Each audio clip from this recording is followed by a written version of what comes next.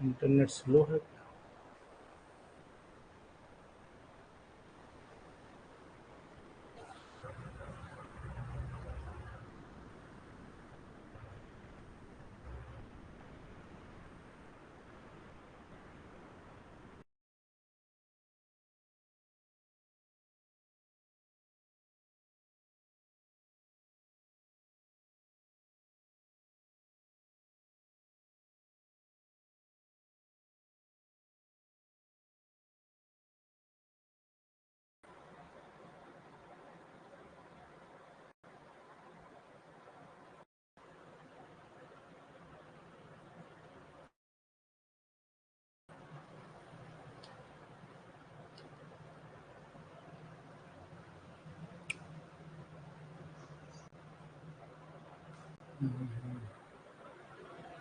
Hello, very very good evening to all of you. सभी को नमस्कार, सभी को मेरा सादर नमस्कार। मेरी वॉइस आप तक शायद पहुंच रही होगी,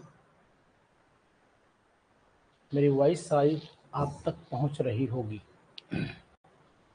जी, आज हम लोग रिमेनिंग क्वेश्चंस करेंगे और जो मेटलर्जी के बचे हुए क्वेश्चंस थे उनको पूरा करेंगे और थोड़ा सा एक्टिव रहिए। अब थोड़ा सा एक्टिव रहिए आप लोग और मेहनत और लगातार करते रहिए, ठीक है। सैटरडे और संडे को हम टेस्ट लगाएंगे। सैटरडे फ्राइडे सैटरडे को टेस्ट लगाऊंगा, फ्राइडे और सैटरडे को, कल के बाद 2 दिन टेस्ट लगाऊंगा मेटलर्जी और आयनिक इक्विलिब्रियम का। एक दिन आयनिक इक्विलिब्रियम का, एक दिन आपका मेटलर्जी का, ठीक है। दोनों क्वेश्चंस के स्लॉट में आपको ऑप्शन जो है वो अपडेटेड मिलेंगे, ठीक है। और 50-50 क्वेश्चंस का टेस्ट होगा, ज़्यादा नहीं, 50-50 क्वेश्चंस का। फ्राइडे को पहले मेटलर्जी लगाऊंगा और सैटरडे के लिए आपका आयनिक इक्विलिब्रियम। तो उन दोनों दिनों में क्लास नहीं होगी, पहले ही आपको बता दे रहा हूँ, ठीक है। चलिए ठीक है, शाबाश, वेरी गुड। सभी लोग आ गए हैं लगभग और हम आपको अपनी स्क्रीन शेयर कर रहे हैं।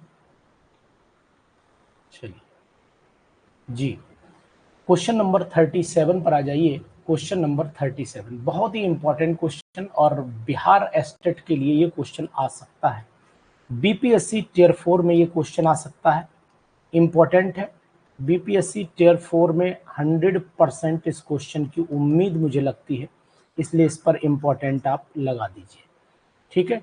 मौलिक और वैसे भी यूपी पीजीटी में ये कई बार आया है, अगर आप नोट कर पा रहे होंगे तो यूपी पीजीटी में ये कई बार आया हुआ क्वेश्चन है, तो आप लगातार इस क्वेश्चन को देख रहे होंगे। जी सब बताइए, मॉलिकुलर फार्मूला ग्लाउवर्स सॉल्ट का क्या होता है? अगर आपको याद है ग्लाउवर्स सॉल्ट तो आप बता सकते हैं कि सर ये फार्मूला है। जी बताइए, सभी लोग आंसर दें। अच्छा क्वेश्चन है, इंपॉर्टेंट क्वेश्चन है। जी बताइए। पहले तो नाम सभी के ही डिस्कशन हम करेंगे आपके साथ में, करेंगे। बिल्कुल सही बात है, आपने बिल्कुल सही जवाब दिया है। डी ऑप्शन होगा, सीमा ने बिल्कुल सही जवाब दिया। दिस इज ग्लाउवर्स सॉल्ट, इसी को हम लोग ग्लाउवर्स सॉल्ट बोलते हैं। बताइए क्या सीमा जी, आपने पेपर जब कभी दिया है तो ये क्वेश्चन आया है क्या? क्वेश्चन ऐसा सुना है आपने? इसको इप्सम सॉल्ट बोलते हैं, इप्सम सॉल्ट बोलते हैं इसको। आपको फेरस सल्फेट का बताइए, इसे ब्लू विट्रियोल, इसे ग्रीन विट्रियोल बोलते हैं। इसे ग्रीन विट्रियोल बोलेंगे, ग्रीन, और इसे ब्लू, ठीक है। ऐसा कुछ है नाम में। और दूसरी चीज है, इसे आप नीला थोथा भी बोलते हैं, थोथा नीला थोथा के नाम से भी हिंदी में आता है। जी, ZnSO4, ZnSO4 को व्हाइट विट्रियोल भी बोलते हैं। ZnSO4 is also called white vitriol. तो नाम सभी के अगर पता रहेंगे तो क्लास आपकी बेस्ट होती चली जाएगी और इसमें भी बहुत सारी चीजें आपके माइंड में अपडेट होती रहेंगी। कि बाकी लोग भी जवाब दें, जो लोग आ चुके हैं लाइन पर जवाब दें। इलेक्ट्रोमेटलर्जी, बहुत अच्छा क्वेश्चन। इलेक्ट्रोमेटलर्जिकल प्रोसेस और electrolysis of fuse salt is employed to extract, बहुत ही अच्छा क्वेश्चन है, वेरी वेरी इंपॉर्टेंट क्वेश्चन। इस पर इंपॉर्टेंट लगा लीजिए, बहुत ही अच्छा क्वेश्चन है। और इस क्वेश्चन को आप जितना ज़्यादा से ज़्यादा पढ़ेंगे, ऐसे क्वेश्चन समझ लीजिए सिलेक्शन के करीब पहुंचेंगे। 38 का लुबना ने जवाब दिया है सी, सोडियम।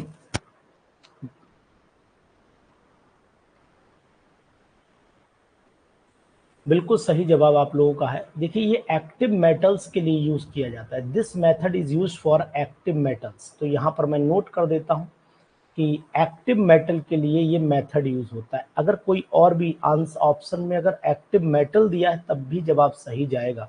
यानी यहाँ पर आप एक्टिव मेटल लिख सकते हो, एक्टिव मेटल लिख सकते हो। ठीक है, ध्यान दीजिएगा, एक्टिव मेटल लिख सकते हो। पोटेशियम के लिए भी यूज कर सकते हो आप, और ऑप्शन में अगर एक्टिव मेटल होता तब भी यूज कर सकते हो। ठीक है, चलिए आगे बढ़ जाते हैं। स्पीड थोड़ी मेंटेन रखिए। ये क्वेश्चन रिपीट हुआ, अब आपका क्वेश्चन 39 रिपीट हो गया है। जी बताइए ऑप्शन, अब आप लोग बताइए।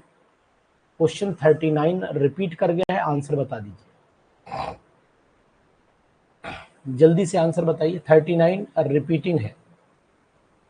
Cinnabar is the ore of, जी बोलिए Dilip Pandey ji. Cinnabar is the ore of, बिल्कुल सही। मरकरी, फार्मूला बता दो जरा एक बार फार्मूला कोई लोग बता दो जल्दी से।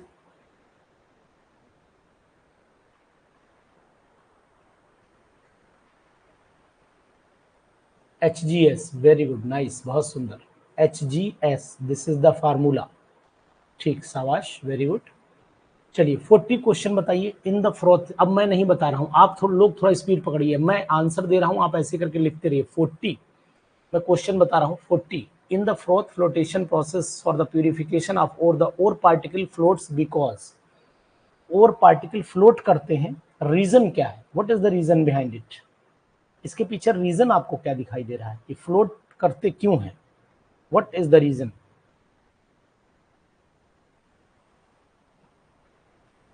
40 का दिलीप पांडे जी बी दे रहे हैं, सभी लोगों ने बी दिया, बिल्कुल। Their surface is not easily wetted, मतलब भीगती नहीं है, मॉइस्चर नहीं आता, इसीलिए वो फ्लोट करते हैं। वेरी गुड, बहुत सुंदर, सही जवाब है आपका, बिल्कुल राइट वे में आप जा रहे हैं। Their surface is not easily wetted by water. ठीक। False statement about the roasting, roasting के लिए फॉल्स स्टेटमेंट कौन सा है। 41 का जवाब दीजिए, जवाब देते रहिए, जल्दी जल्दी कर दें इसको कंप्लीट आज। 41 का जवाब दीजिएगा, 41 का जवाब दीजिए। बहुत ही अच्छा क्वेश्चन है, इंपॉर्टेंट क्वेश्चन है जी।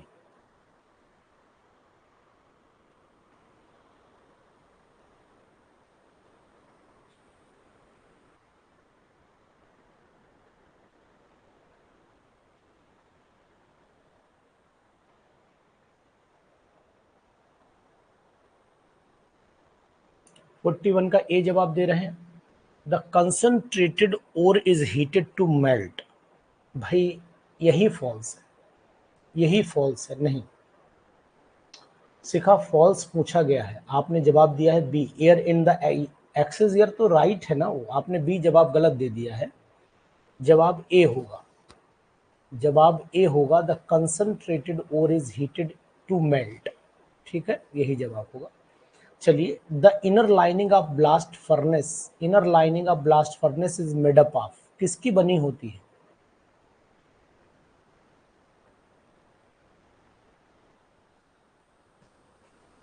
फायर, ये तो आपने 12th क्लास के बच्चों को आप लोग खुद ही पढ़ाते होंगे। आप यूपी बोर्ड वाले तो खूब ही पढ़ाते होंगे।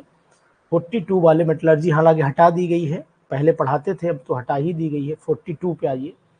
फायर क्ले ब्रिक्स की बनी होती है, पहले पढ़ाते थे, है ना, अब हटा दी गई है मेटलर्जी। जहां तक मुझे याद आ रहा है मेटलर्जी हटा दी गई है।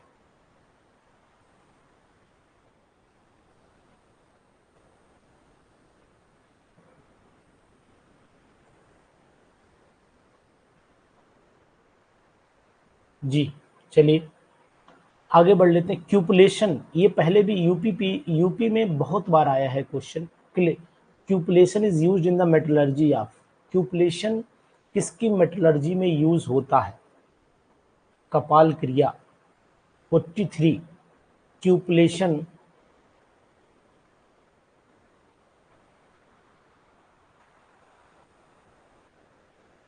सिल्वर की मेटलर्जी में, सीमा ने बिल्कुल सही जवाब दिया है। सीमा बिल्कुल राइट। तृप्ति 100% राइट। सिल्वर की मेटलर्जी में होता है, लेकिन यहाँ पर एक चीज और भी जानने वाली है कि जब लेड की इम्प्योरिटी होती है तब इसको हम लोग यूज करते हैं। ये चीज और नोट करिए, कहीं पर अपने कॉपी पे लेके बैठा करिए। when lead is used when lead is present as an impurity when lead is present when lead is present as an impurity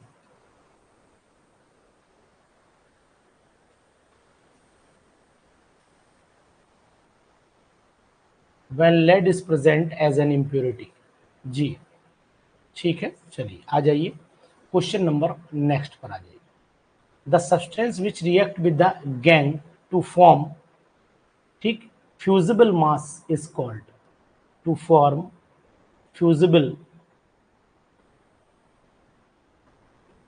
ठीक है, फ्यूजिबल मास इज कॉल्ड, क्या कहलाता है? 44 वाला बताइए। अब आप लोग जरा जल्दी जल्दी जवाब दीजिए तो जल्दी कवर हो जाए क्वेश्चन, नहीं तो लिए बैठे रहेंगे ऐसे। बोले साहब फटाफट।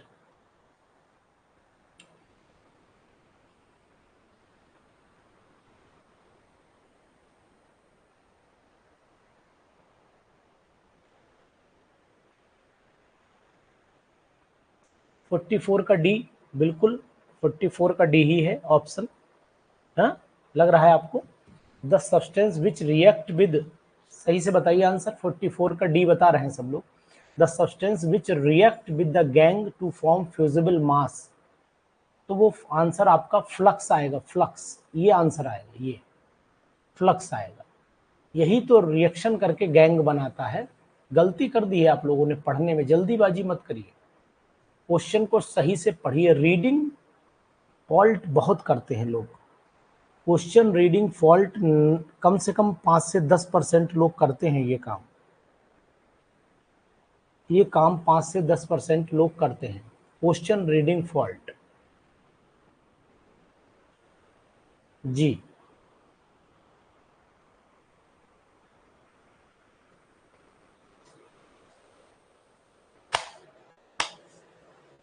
बोलिए, सही है ना बात?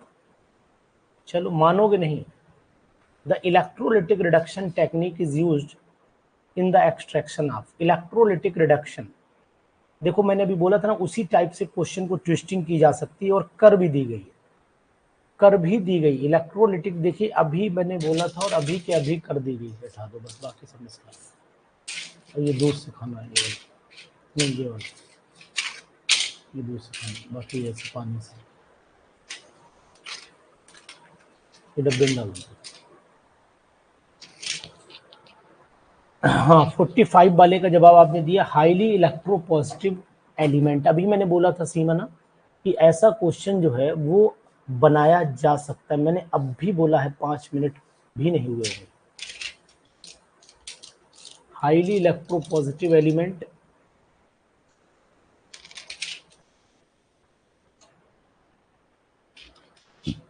ठीक है। चलिए इसके बाद बढ़ लेते हैं आगे।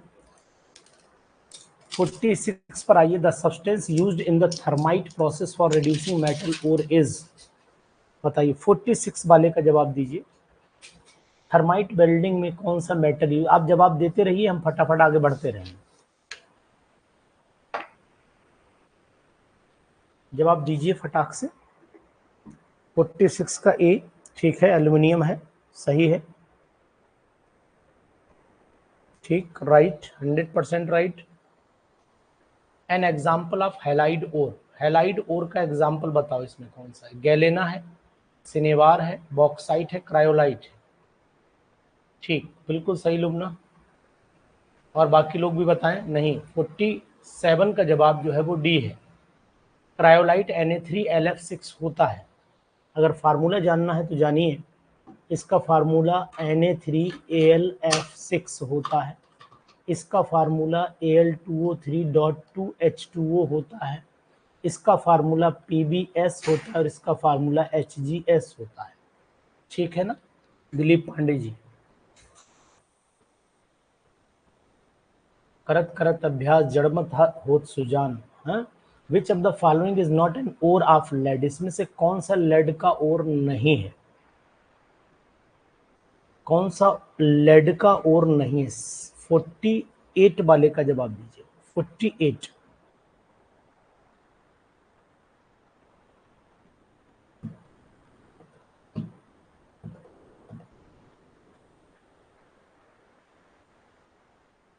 जी कैलामाइन नहीं है, इसको हम लोग ZnCO3 बोलते हैं। गैलेना PbS होता है और एंग्लेसाइट PbSO4 होता है। सही है ना? और इसका बताइए सिर्यूसाइट का, बताइए कोई लोग, सिर्यूसाइट का, सिर्यूसाइट का कोई लोग बताइए, सिर्यूसाइट का बताइए।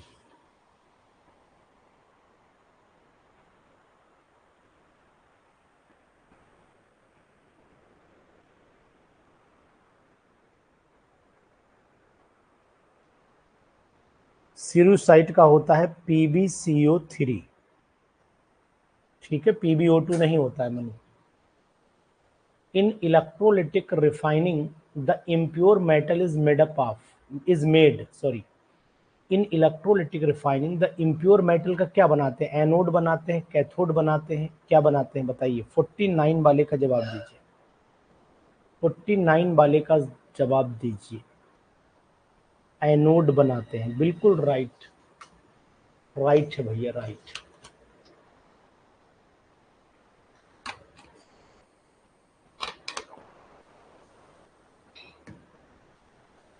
सही है। Electrolytic reduction method is use for extraction of, अभी फिर रिपीट कर गया ये 50वां क्वेश्चन, फिर रिपीट मार गया। ये क्वेश्चन तीसरी बार रिपीट मारा है। ये तो 2 बार सेम ही हो गया और इससे पहले वाला अलग हो गया था। 50 का बी आएगा, बिल्कुल सही है। 50 का हाईली इलेक्ट्रो पॉजिटिव एलिमेंट, बिल्कुल सही। The impurities associated with an ore are known as, क्या कहलाती हैं? 51।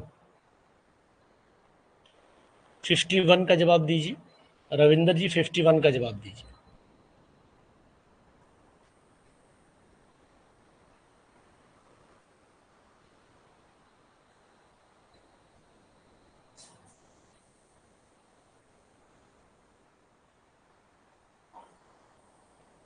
सभी ने 51 का जवाब थर्ड दिया है, जबकि जवाब आपका मैट्रिक्स है। जवाब मैट्रिक्स है। देखो यही छोटे छोटे फॉल्ट आपको गड़बड़ाते हैं। देखिए वो पूछ रहा है impurities associated with an ore, जो इम्प्योरिटीज ओर में उपस्थित रहती हैं उनको क्या कहते हैं? मैट्रिक्स कहते हैं। सिंपल सी बात है, इम्प्योरिटीज का दूसरा नाम ही मैट्रिक्स है। इम्प्योरिटीज का दूसरा नाम ही मैट्रिक्स है। अब आप लोग उसको नहीं जज कर पा रहे हो तो फिर बताइए कैसे काम चलेगा। चलिए आ जाइए। Heating pyrites in air to remove the sulphur is known as, क्या कहते हैं इसको? जी बताइए, क्या कहते हैं इसको?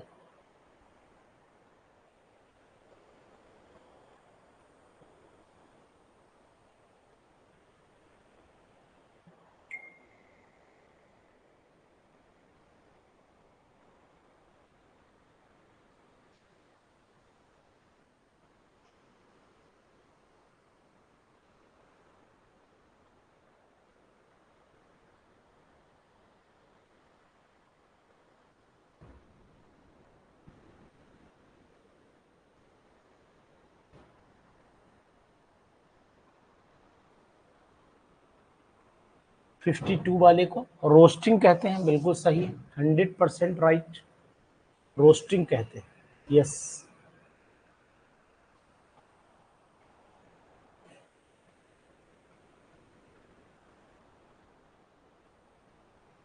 ठीक है, मैसेज ग्रुप में डालिए क्लास चल रहा है। बहुत से लोग पूछ रहे हैं कि सर क्लास चल रहा है कि नहीं चल रहा है। ठीक है, मैसेज डाल दीजिए। ये नहीं खाना। कैल्सिनेशन 52 53 वाले पर आइए। Calcination is the process of heating the ore in the absence of air, यानी कि बी होगा। ठीक, ठीक है, बिल्कुल राइट। मनु मैसेज डालो कि क्लास चल रही है। टारगेट बैच में मैसेज डालिए, क्लास चल रही है। बहुत सारे लोग ज्वाइन नहीं कर पा रहे हैं।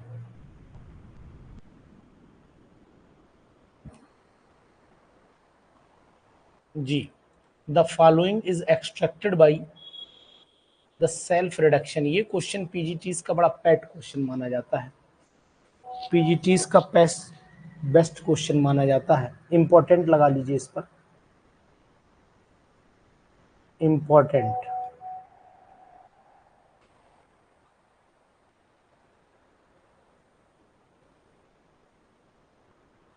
फिफ्टी 54 वाले का जवाब मैं आपसे चाहता हूं, और आपने जवाब दिया है 54 वाले का डी, बिल्कुल सही दिया है, कई बार आया है ना।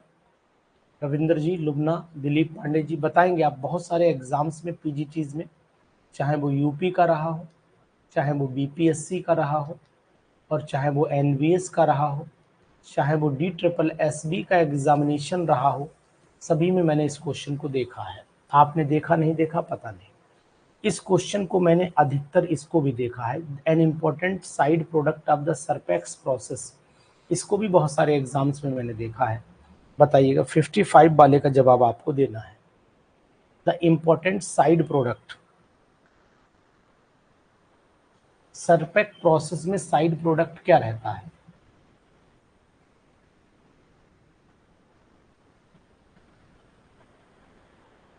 फिफ्टी 55 वाले में देखो, कार्बन मोनोऑक्साइड तो है नहीं, एल्युमिनियम हाइड्रोक्साइड भी नहीं है। अब इन दोनों में एक है, इन दोनों में से कोई एक 50-50% पे लगा लीजिए। अब देखिए क्या जवाब आप लोग देते हैं।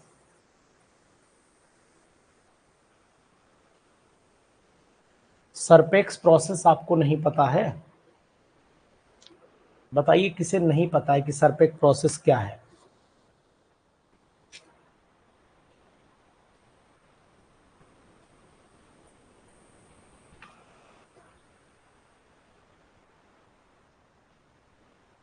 फिफ्टी 55 का अमोनिया होगा, 55 का अमोनिया होगा।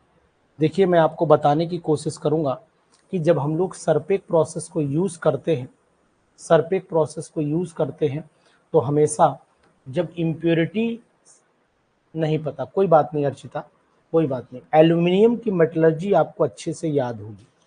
एल्युमिनियम की मेटलर्जी अगर आपको याद है तो सरपेक प्रोसेस भी आपको याद होगा। याद करिए, अगर एल्युमिनियम की मेटलर्जी आपको याद है तो सरपेक प्रोसेस भी आपको याद आ जाएगा, ये हमें उम्मीद है। चलो, नेम सुना है बट अभी याद नहीं, कोई बात नहीं, मैं आपको याद दिला रहा हूँ।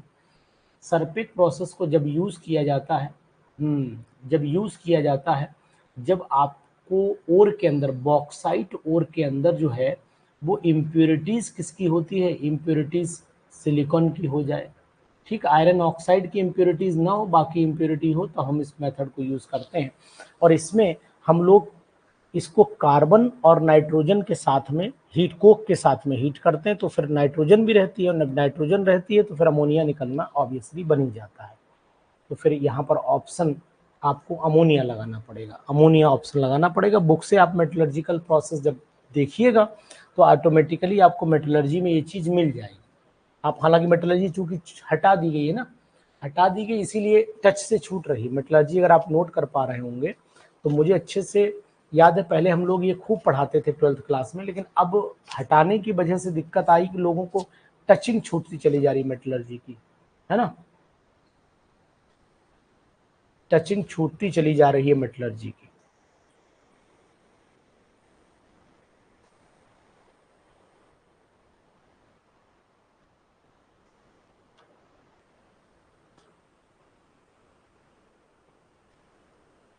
हाँ बिल्कुल सही है। चलिए, खैर आपने याद दिलाया है तो मैं आपको याद दिला देता हूँ। हाँ ठीक है, कोई बात नहीं। देखिए क्या है कि अगर हम लोग लीचिंग करते हैं, लीचिंग आपने प्रोसेस तो सुना होगा बॉक्साइट ओर का, सुन लीजिए, मैं आपको बता देता हूँ, हिंट आपको दिए दे रहा हूँ, पूरा समझाए भी दे रहा हूँ, कोई दिक्कत नहीं, ठीक है। अगर आपने लीचिंग करना है तो लीचिंग के लिए सबसे इंपॉर्टेंट प्रोसेस आपको बॉक्साइट वाला सुना होगा, ठीक है।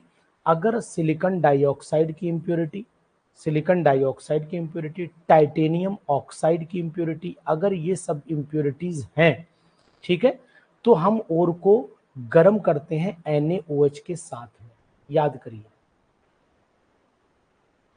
कोई नहीं, सुन लीजिए मुझे एक बार, अगर कहीं पर नोट कर लो, अगर सिलिकॉन डाइऑक्साइड की इम्प्योरिटी और टाइटेनियम ऑक्साइड की इम्प्योरिटीज है तो फिर हम लोग क्या यूज करेंगे, तो हम लोग यूज करेंगे बियर्स प्रोसेस को, ठीक है, बियर्स प्रोसेस को यूज करते हैं।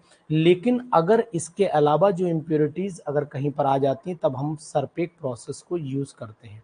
सरपेक प्रोसेस में हम लोग कार्बन के साथ में कार्बन को लगाते हैं और कार्बन के साथ में हम लोग नाइट्रोजन गैस पास करते हैं। तो उस कंडीशन में जब नाइट्रोजन पास करेंगे तो फिर अमोनिया गैस, यानी कि वाटर भी मिलाएंगे और वाटर मिलाने के बाद फिर अमोनिया गैस इवॉल्व होना उसमें निश्चित हो जाती है। यही एक प्रोसेस है। बाकी अगर एक बार आप देख भी लेंगे तो मुझे लगता है कि क्लियर हो जाएगा, क्लियर हो जाएगा। ठीक है, देखेंगे ना, एक बार किताब उठा करके देखिएगा, कोई दिक्कत नहीं है। फिर भी नहीं आएगा तो हम फिर एक छोटी सी क्लास भी ले लेंगे, कौन सी दिक्कत आने वाली है ना। आप याद रखिएगा, जब बहुत ज़्यादा इम्प्योरिटीज हो जाती तब इसको हम लोग यूज करते हैं।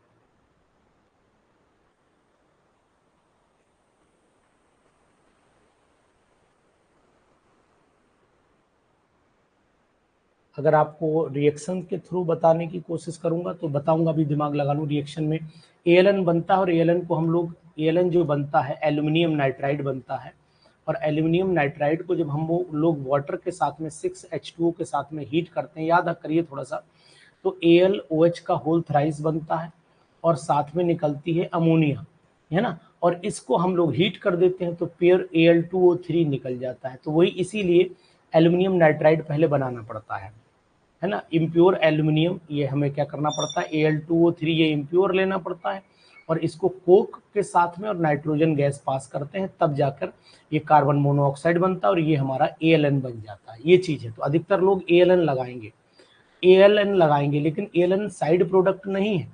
ALN साइड प्रोडक्ट नहीं, साइड प्रोडक्ट तो अमोनिया हुआ ना, साइड प्रोडक्ट अमोनिया हुआ। तो इसको जरा आप देख लीजिएगा एक बार बुक से भी, ठीक, कर लेंगे ना आप। जगमोहन जी याद कुछ आया, नहीं आया, अभी और याद दिलाना पड़ेगा मुझे।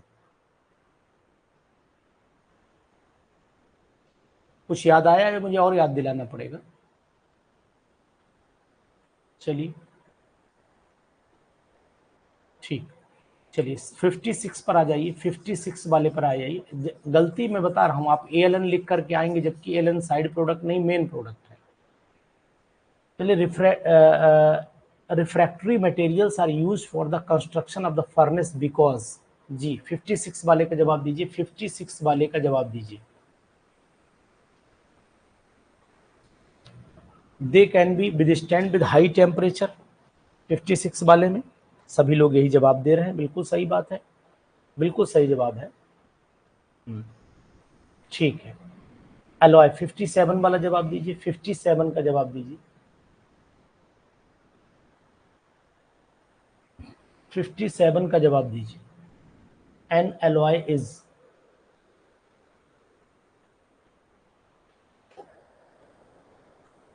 एन अलॉय इज क्या है, 57 वाले का सी बता रहे हैं, a metallic material containing at least one metallic element. क्या ऐसी बात है? बिल्कुल सही बात है, सही आपने जवाब दिया है, मान लेता हूं आपकी बात को सच। अब मेटेलिक मटेरियल होगा containing at least one metallic element, very good, nice, ठीक है। 58 पर आ जाइए, 58 पर आ जाइए। ब्लिस्टर कॉपर, ये तो बड़ा कॉमन सी बात है, 58 वाले को बड़ा कॉमन क्वेश्चन कहते हैं। ब्लिस्टर कॉपर कौन सा कॉपर होता है, प्योर होता है इम्प्योर होता है? ब्लिस्टर कॉपर प्योर कॉपर है या इम्प्योर कॉपर है? 58 वाले का जवाब दीजिए।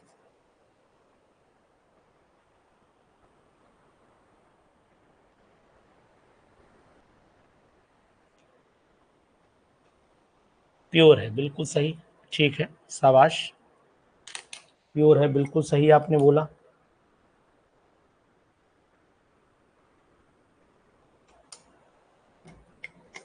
थर्माइट इज ए मिक्सचर, आप, ये भी कई बार आया है Dilip Pandey ji, thermite is a mixture of.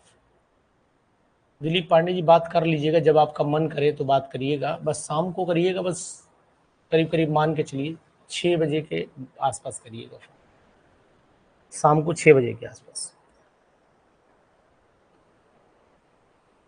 ठीक। 59 वाले का thermite is a mixture of, thermite किस चीज का मिक्सचर है जी बताएं। थर्माइट किस चीज का मिक्सचर है? 59 वाले का जवाब दीजिए। 59, thermite is a mixture of,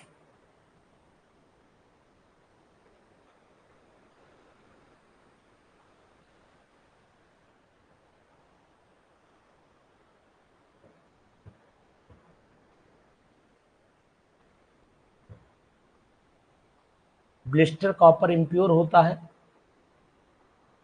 चलो चेक कर लो भाई एक बार, हो सकता है।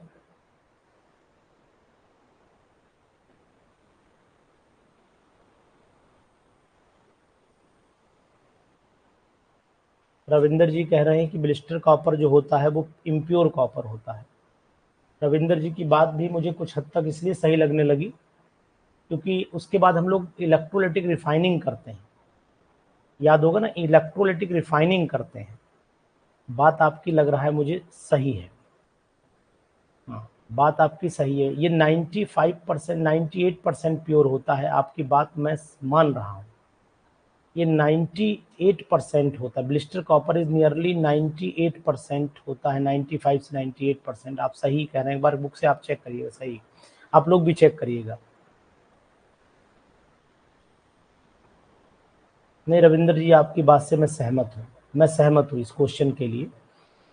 कभी कभी हो जाता है, मुझे भी लगा तो मैं भी फ्लो में चला गया। ब्लिस्टर कॉपर के बाद हम लोग इलेक्ट्रोलिटिक रिफाइनिंग इसीलिए करते हैं कि प्योर बन जाए। हाँ, आप लोग भी सोचिए जी, ऐसे टोकने से क्या होता है, कभी कभी कुछ क्वेश्चंस बाय मिस्टेक हमसे भी करते हैं। हाँ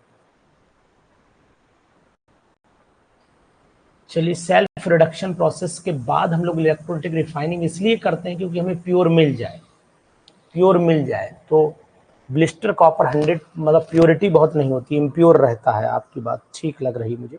आप लोग फिलहाल किताब से चेक करिए। Thermite is a mixture of, fourth वाला ऑप्शन होगा, फोर्थ वाला ऑप्शन होगा। 59 का ऑप्शन फोर्थ होगा।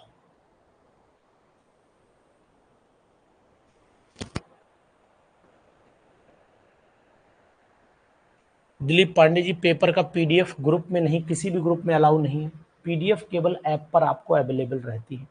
जो ऐप आपने मेन, जो अगर ऐप आपने डाउनलोड कर रखा है, कोई कोर्स मेन कोर्स पर परचेज किया है, चाहे वो फुल पीजीटी प्रोग्राम हो या बीपीएससी का प्रोग्राम हो, ठीक है, उनमें, या फिर अपना बैच हो तो उनमें पीडीएफ रहती है।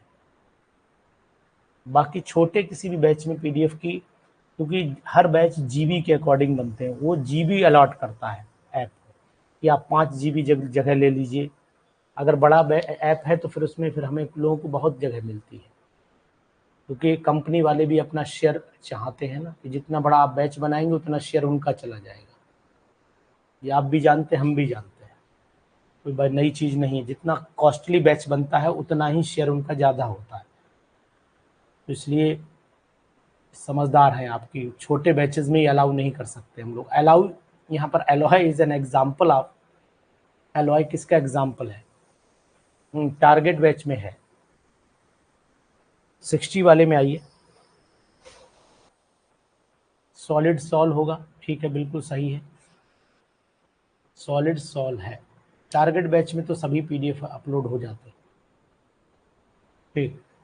Liquid metal at 30%, 30 degree Celsius is, 30 degree Celsius पर कौन सा मेटल लिक्विड स्टेट में है जी? 61 का जवाब बोलिए।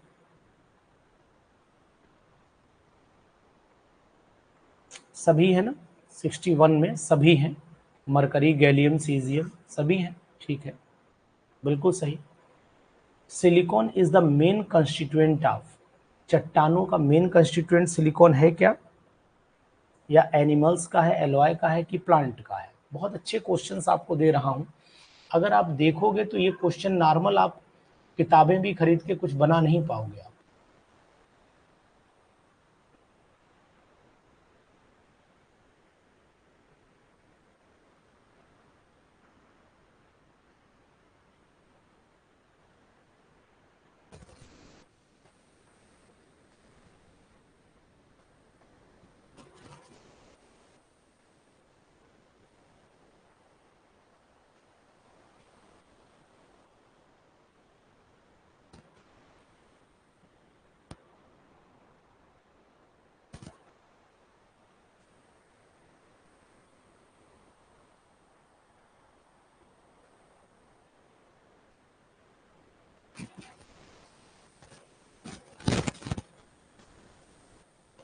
रविंदर जी, मुझे अभी किसी भी पब्लिशर से मेरी बात नहीं हुई है।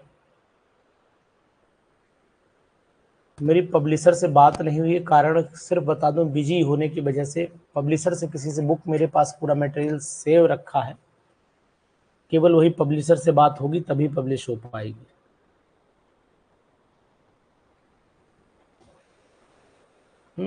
नहीं, आप तक पहुंचाने की कोशिश पूरी की जाएगी बुक को, और उम्मीद करता हूँ, जरा फ्री हूँ इस समय, ड्यूटीज बहुत ऑप्शन लगे रहते हैं, किसी पब्लिशर से बात बनेगी तो करके फिर पब्लिश कराई जाएगी किताब।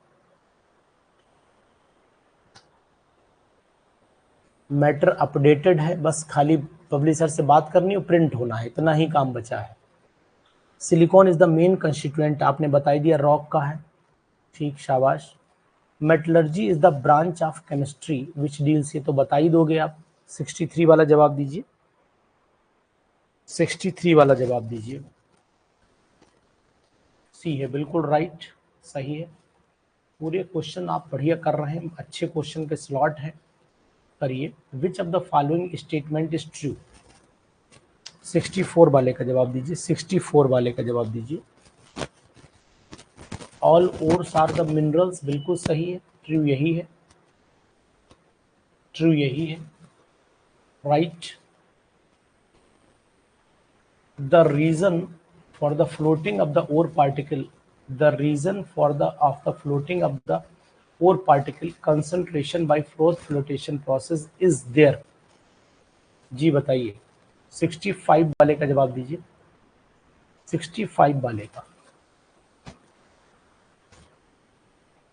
The reason of floating of the ore particles in the concentration by Froth flotation, अच्छा क्वेश्चन है 65 वाला, अच्छा क्वेश्चन है 65 वाला, बहुत ही इंपॉर्टेंट क्वेश्चन है, वेरी वेरी इंपॉर्टेंट। जल्दीबाजी आपने कर गए इस क्वेश्चन में, आंसर है बीइंग हाइड्रोफोबिक, जल्दीबाजी कर गए इसमें आप लोग, इस क्वेश्चन में जल्दीबाजी कर गए आप, सीखा इस क्वेश्चन में जल्दी हाथ मार दिया आपने। अभी इससे पहले हमने बताया था कि इससे पहले ये क्वेश्चन अभी रिपीट हुआ है ऊपर, कि लाइट वेट होने की जगह ऊपर आके वो भीगते नहीं, और जब भीगते नहीं तो उसका मतलब हाइड्रोफोबिक रहे होंगे ना। अब भी ऊपर थोड़ी देर पहले, करीब करीब 15 मिनट पहले ये डिस्कशन हुई थी बात, कि वो भीगते नहीं। बैटिंग वाला क्वेश्चन याद करिए, अभी याद करिए, थोड़ी देर पहले की बात है, बहुत ज़्यादा समय नहीं हुआ, अभी मुश्किल से हार्डली 10 मिनट गुजरे होंगे, 12 मिनट।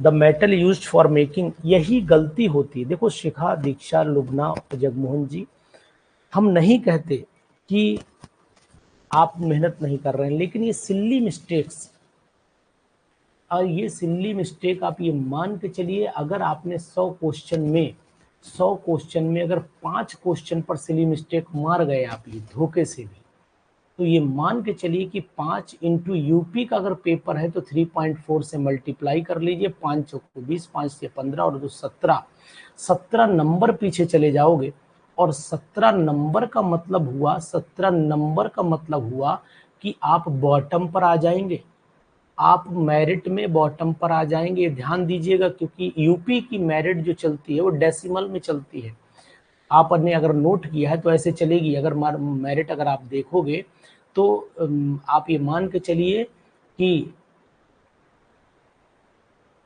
हाँ मतलब वो मैं बताने की कोशिश कर रहा हूँ, मेरिट जैसे कि अगर सपोज कर लो हमारा 425 नंबर का पेपर है, तो मेरिट जो है ये ऐसे मान के ऐसे चलती है मेरिट, 395.3291 ऐसे चलती है मेरिट।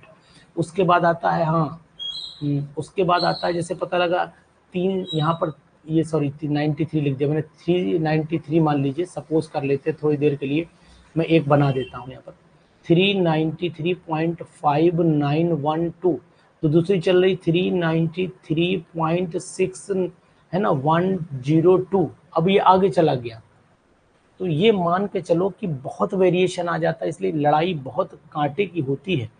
मैंने ये चोट झेली है, बाद में बस एक ही होता है कि भाई साहब एक नंबर से सिलेक्शन रह गया, सिलेक्शन कोई 10-20 नंबर से नहीं रुकता है, सिलेक्शन 1-2 नंबर से रुकता है।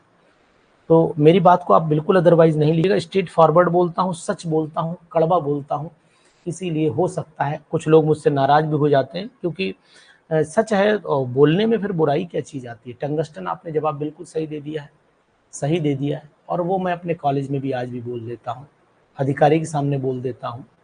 डर नहीं लगता है, क्योंकि नौकरी का डर आज भी नहीं है। नौकरी का डर मुझे आज भी नहीं है कि अगर कोई कह दे कि अनु शर्मा कल तुम रिजाइन दे दो, तो फिर अनु शर्मा लड़ जाएंगे, रिजाइन देने में पीछे नहीं है। मैं तो आज भी कहता हूँ कि रोटी तुम्हारी बदौलत नहीं चलती। बहुत सारे अभी पढ़ाना शुरू कर दूंगा, बैच मेरे तुरंत बन जाएंगे, इसलिए डर नहीं लगता है।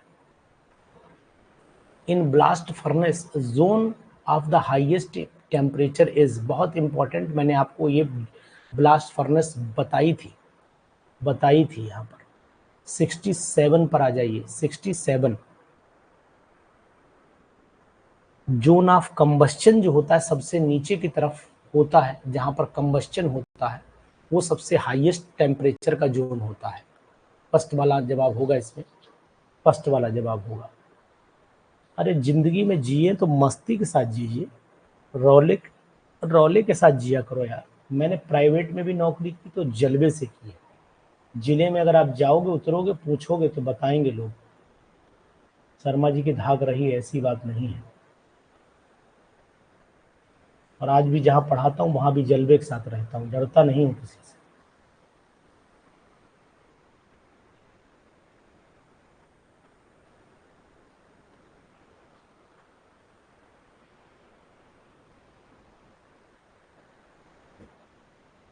अब झारखंड में बहुत सारे काम आपको भी पता, हमें भी पता, ऑनलाइन बैठे इसलिए नहीं डिस्कशन कर सकते हैं, लेकिन झारखंड में बहुत कुछ गड़बड़ा भी गया है। 68 a reaction showing the slag formation is, जल्दी करिए फटाफट। 68 वाले का बताइए जवाब, 68 वाले का जवाब बताइए। ये रिएक्शन आपको मैंने बताई थी कि जो है the reaction showing the slag formation, तो यहाँ पर ये भी स्लैग नहीं है, ये भी स्लैग नहीं, ये भी स्लैग नहीं है। ये नहीं, मैनेजमेंट परेशान नहीं करता है, ऐसा मनु, ऐसा है नहीं, हमारे यहाँ तो नहीं है, फिलहाल हमारे यहाँ तो नहीं है। नो डिस्टर्बेंस, नो इंटरफेरेंस, कुछ भी नहीं। आइए मस्ती से पढ़ाइए, चले जाइए। ये सब कहने की बातें हैं, लगता है कुछ एक जगह होता है, कुछ एक आध जगह है ऐसा, इसलिए वो सब जगह बन जाता है। मान के चलो 5%, ऐसे जो आप बोल रहे हो वो 5% लोग हैं, 5% लोग हैं।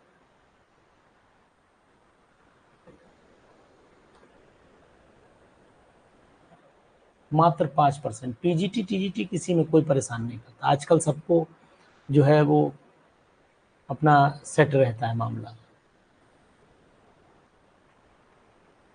N ore of tin containing FeCr2O7 is, ये आपने पढ़ा होगा, ये डी ब्लॉक के एलिमेंट में आता है 69 वाला। तो डी ब्लॉक के एलिमेंट में आपने अगर देखोगे तो आयरन कंटेनिंग है और ये मैग्नेटिक अट्रैक्शन होता है।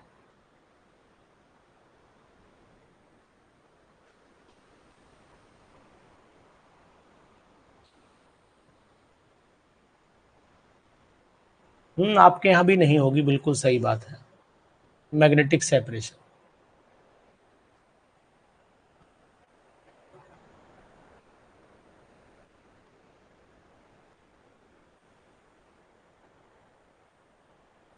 ये आपने सही सुना है, ये वहाँ, ये मनु आपने सही सुना है। कारण ये है कि बहुत जगह डिस्टरबेंस होता है, डिस्टरबेंस होता है तभी ज्वाइनिंग नहीं कर रहे थे। मतलब वो हाई कोर्ट में मैटर होगा उनके कॉलेज का, या वो अपना कैंडिडेट उनका पहले प्रमोशन का कोई रहा होगा, इस वजह से फ्री फंड में नहीं करते हैं, उनके पीछे कुछ मैटर होते हैं। लेकिन आपने केवल यही सुना कि ज्वाइन नहीं करने देते हैं। अब जैसे वहाँ प्रमोशन का कोई केस रहा होगा तो प्रमोशन वाला चाहेगा कि नहीं ज्वाइन करने देंगे, तो वो कंडीशंस बनती है। ये बात आपकी सही है, वही 2-4-5% में आता है। 70 zone refining process used for,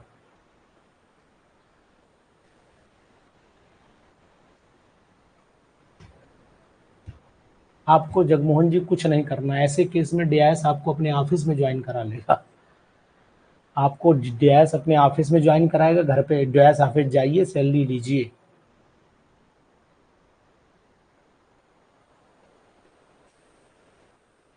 zone refining process is used 70 नहीं, दिलीप आप भी बहुत कुछ हद तक सही है। दिलीप जी भी कहे बहुत सारी जगह ऐसा कुछ होता है, बिल्कुल सही कह रहे हैं।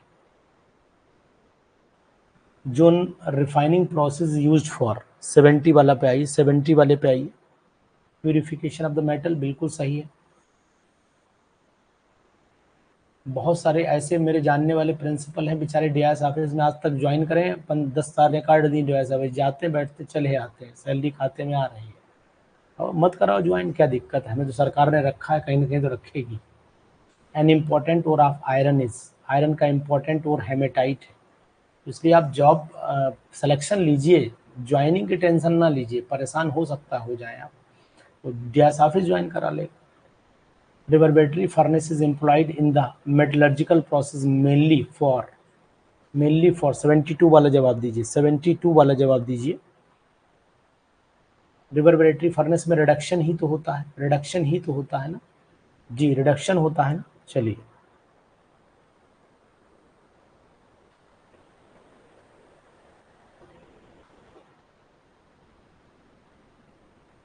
बताइए फटाफट, पहला होगा ना रिडक्शन ऑफ ऑक्साइड, और होगा ना रिवर्बरेटरी फर्नेस में रिडक्शन ही होता है जी। in the cyanide process for the extraction of silver, sodium cyanide is used। Important है, इस पर इंपॉर्टेंट लगाइए, इंपॉर्टेंट लगाइए। 73 का convert silver into the soluble complex, बिल्कुल सही, आपका जवाब सही है। पायरोल्यूसाइट, ये भी पीजीटीज में बहुत आया है, इंपॉर्टेंट लगा लो इस पर भी। पायरोल्यूसाइट MnO2 होता है, MnO2 होता है, ये इंपॉर्टेंट पीजीटीज में आया है।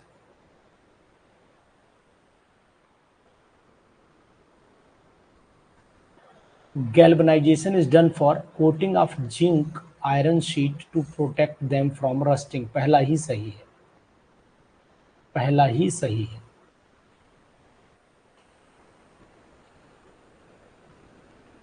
क्यूपलेशन अभी आपने बताया सिल्वर में यूज होता है, क्यूपलेशन अभी आपने बताया है सिल्वर में यूज होता है।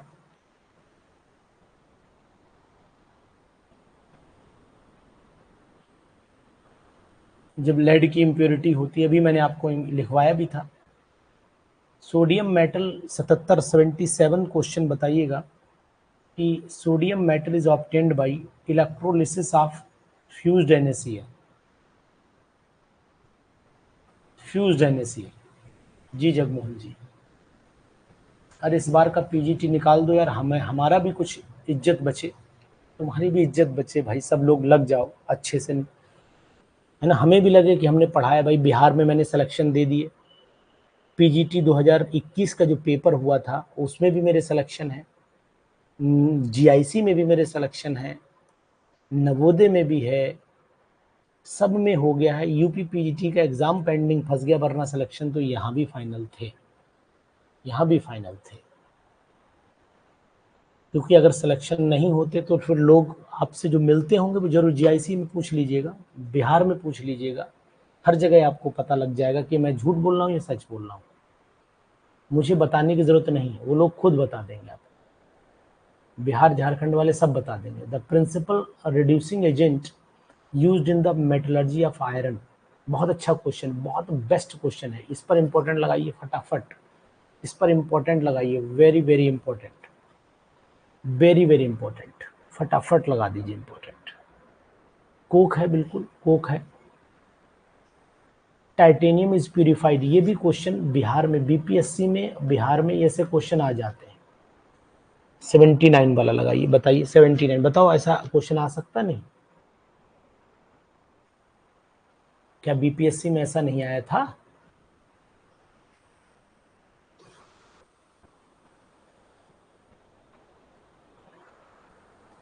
ठीक है, तो ये हमारे कुछ क्वेश्चंस थे आपके सामने, आपने लगाए, क्वेश्चंस सही लगे होंगे। टोटल 79 क्वेश्चंस मैंने आपको कराए, और टोटल 79 क्वेश्चन कल से आज तक आपको शायद अच्छे लगे होंगे, मुझे लगता है कठिन नहीं थे, लेकिन हाँ गलती करवाने वाले क्वेश्चन थे, ऐसे कहेंगे। क्वेश्चन टफ नहीं थे, क्वेश्चन गलती जल्दी हो जाए और मिस्टेक हो आपसे, ऐसे क्वेश्चंस थे।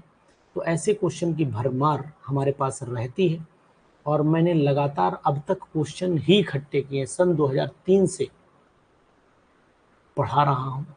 पहले 12th पढ़ाया, फिर जेई पढ़ाया, फिर नीट पढ़ाया, फिर पीजीटी पढ़ा रहा हूँ। लगातार मैंने क्वेश्चंस बहुत इकट्ठे किए, बहुत इकट्ठे किए। तो इसलिए मेरे क्वेश्चन बदलते रहते हैं। आपने नोट किया होगा कि क्वेश्चन हर बार बदल जाते हैं। जो लोग लगातार 3 साल से पढ़ रहे होंगे, मुश्किल से 10-15 पीडीएफ रिपीट हुई होगी, वरना हर पीडीएफ बदली होगी मेरी। जो लोग मुझसे लगातार पढ़ रहे होंगे वो जानते होंगे इस बात को, बताने वाली चीज़ नहीं। चलिए, okay, good night to all of you.